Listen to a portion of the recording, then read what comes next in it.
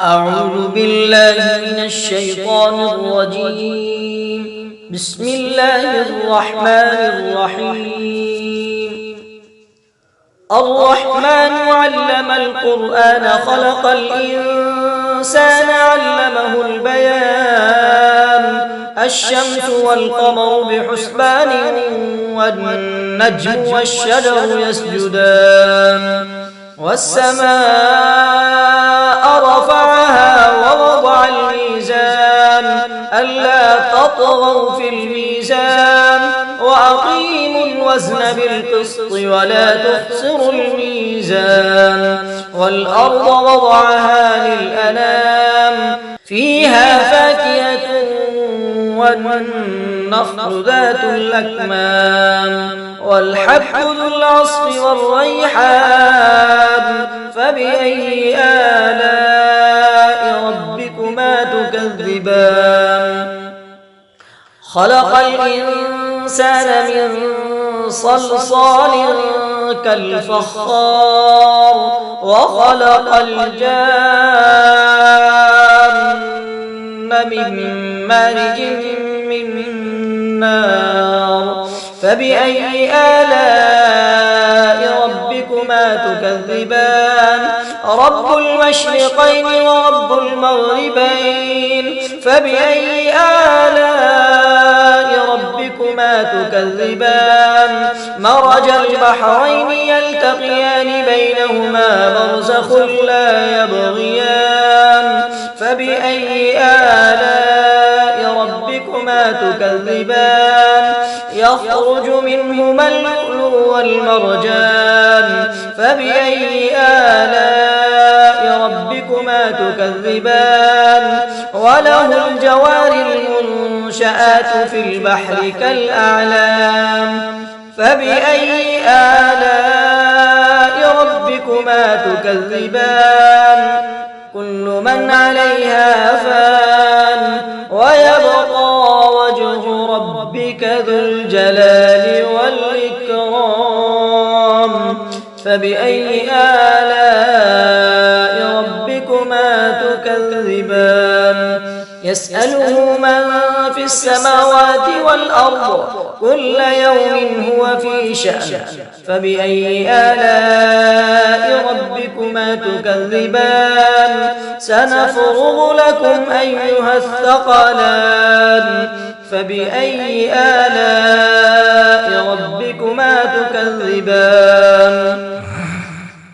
يا معشر الجن والإنس إذ استطعتم أن تنفذوا من أقطار السماوات والأرض فانفذوا لا تنفذون إلا بسلطان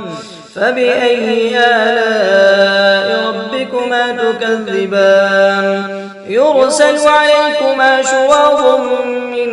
نار ونحاس فلا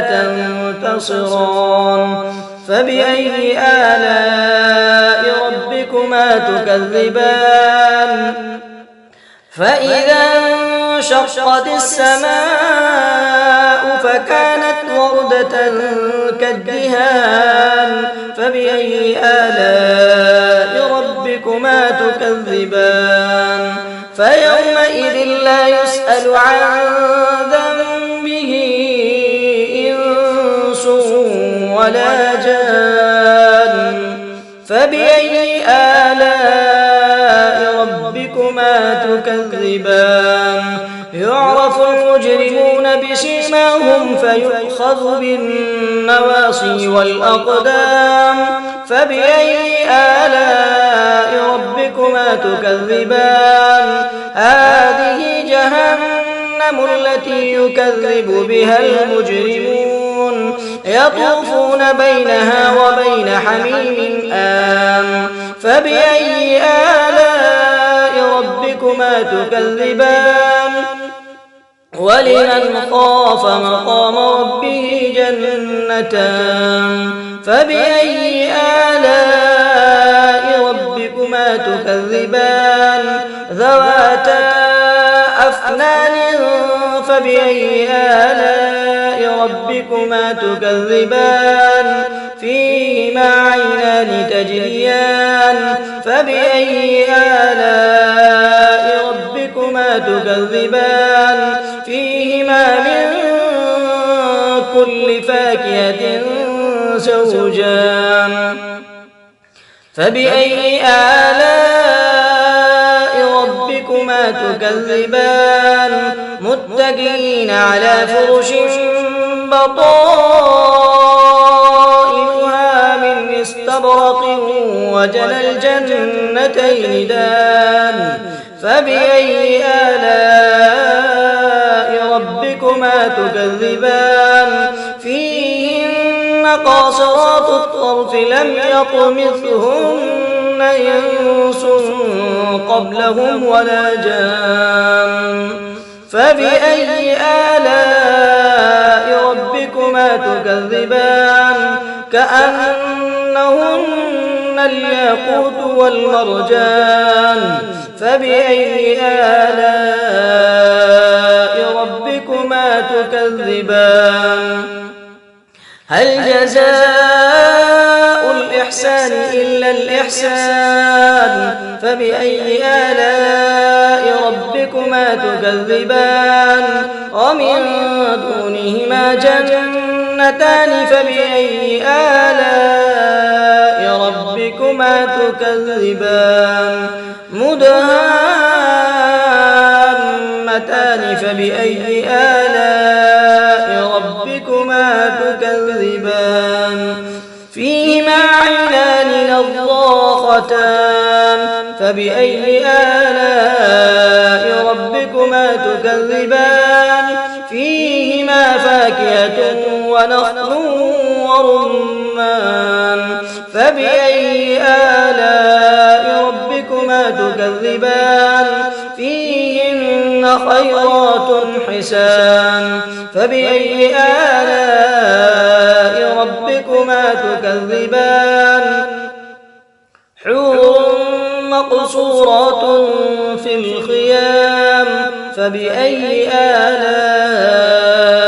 ربكما تكذبان لم يطمثهن إنس قبلهم ولا جان فبأي آلاء ربكما تكذبان متكئين على رفرف خضر وعبقري حسان فبأي آلاء ربكما تكذبان تبارك اسم ربك ذي الجلال والإكرام صدق الله العظيم.